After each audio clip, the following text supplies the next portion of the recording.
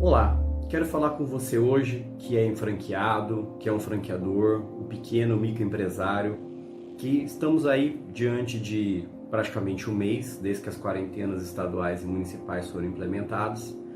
Muitas medidas governamentais alteraram muito o panorama das relações de trabalho e depois de todo esse tempo decidimos conversar com vocês, dado esse tempo de solidificação, de consolidação, de pacificação dessas medidas provisórias que o governo federal editou, para que a gente possa bater esse papo e discutir o que aconteceu, como as empresas trabalharam com esse cenário, tá ok?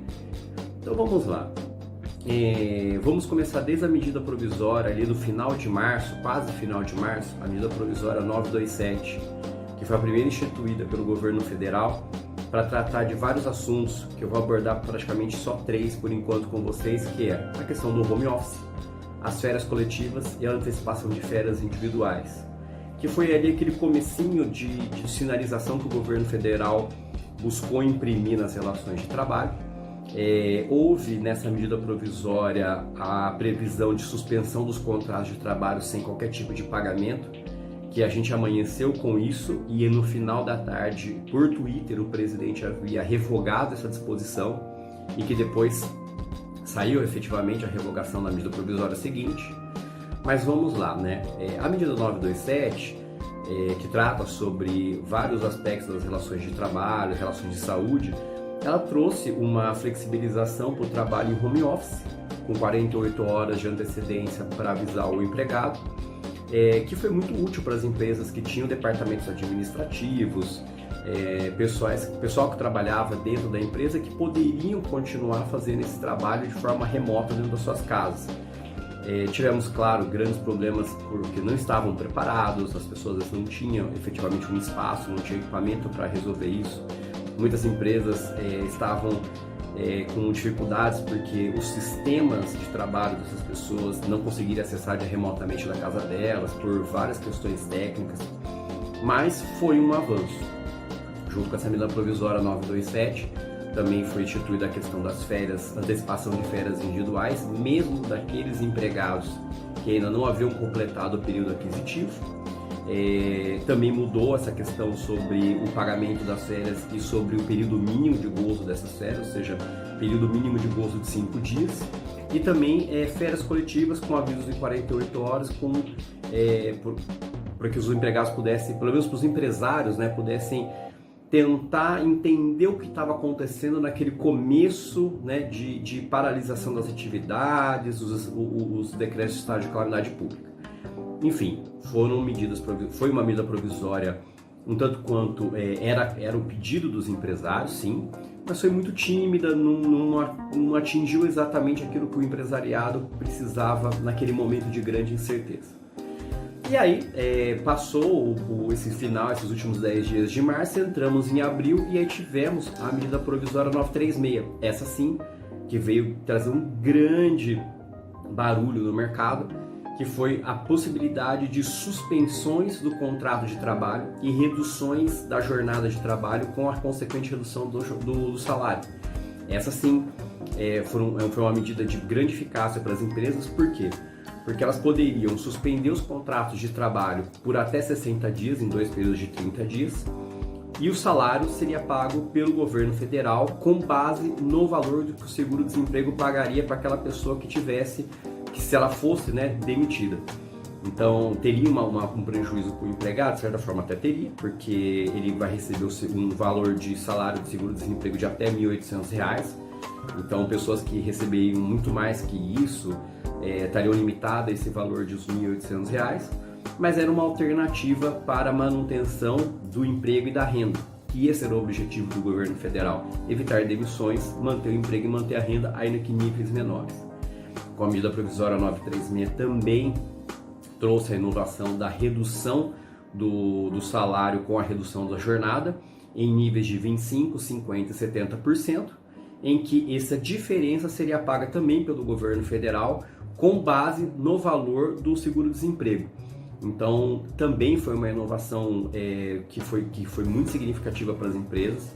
veio num momento oportuno, talvez tarde, mas ainda há tempo de fazer alguns contornos, e essa realmente gerou um grande barulho no mercado, porque envolveu realmente um trabalho dos sindicatos querendo ir contra, alguns trabalhadores não entendendo exatamente como ia acontecer, e o que motivou uma série de ações diretas de inconstitucionalidade no Supremo Tribunal Federal, e que houve aquela decisão do ministro Lewandowski, do ministro Ricardo Lewandowski, em que a mídia, no meu entender, distorceu um pouco da fala dele quando divulgou que o ministro teria prejudicado a medida provisória, teria prejudicado o mercado empresarial em colocar uma barreira que a medida provisória só teria validade, né, os acordos individuais só teriam validade se assim os sindicatos manifestassem a favor dele. Pessoal, isso foi uma grande desinformação, porque a medida provisória originalmente já previa que quando fosse a situação de acordos individuais, haveria necessidade dos 10 dias depois de celebrado esse acordo individual ser submetido, ser enviado aos sindicatos. O que o ministro Lewandowski fez? Ele deu uma interpretação, um sentido nesse artigo que a medida provisória já dispõe. Então, o governo simplesmente já tinha previsto que, empresários, se for a questão de acordo individual, esses acordos têm que ser remetidos aos sindicatos. O que o ministro Lewandowski fez? Sindicatos, recepcionados esses acordos individuais, se vocês ficarem silentes, vocês anuíram. Se vocês entenderem que prejudicou o empregado, vocês deflagram a negociação coletiva. Mas isso já poderia ter sido feito, independente se a medida provisória não previsse isso. Então, ao nosso entendimento, foi uma desinformação que a mídia acabou gerando uma certa turbulência no mercado, mas que não tinha muito sentido porque a própria medida provisória já previa. Então, essa medida provisória ela veio realmente numa situação que era esperada, que era o que os empresários queriam.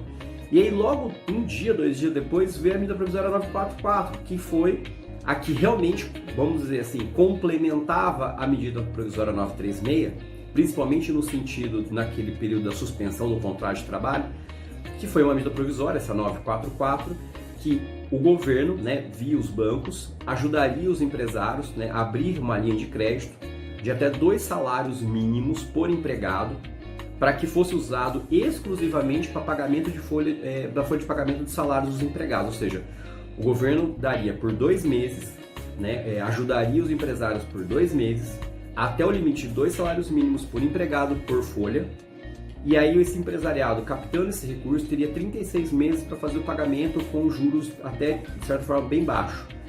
Então isso são mecanismos, foram ferramentas colocadas à disposição do empresário para que ele pudesse, diante do cenário, saber como, qual, de que forma ele poderia mexer com essas pedrinhas melhores. E aí que vem a questão que eu decidi, né, compartilhar essa nossa experiência com vocês nesse vídeo, onde nós encontramos as dificuldades do empresário.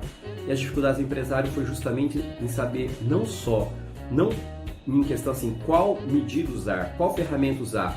Usa as férias, usa o home office, usa o banco de horas, usa a redução, usa a suspensão, capta esse dinheiro público para ajudar no meu capital de pagamento, de folha de pagamento. Qual medida tomar? E aí vem a questão, qual medida? No nosso entendimento, todas. Mas em que momento? E é aí que os empresários patinaram. Por que patinaram? Porque eles estavam com dificuldade de desenhar o cenário.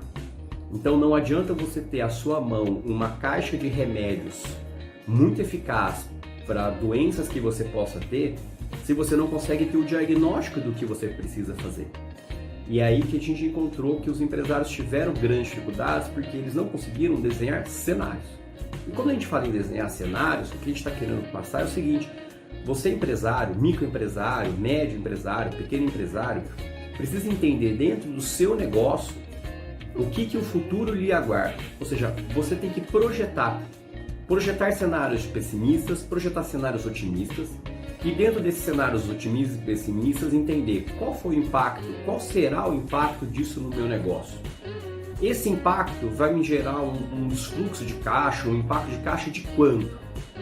ou seja, de cima para baixo. E aí, gerando essa informação, você vai entender o seguinte: dentro desse meu cenário, como é que eu vou trabalhar com os meus empregados? Como vai ser as relações? Eu vou precisar dessa equipe desse tamanho?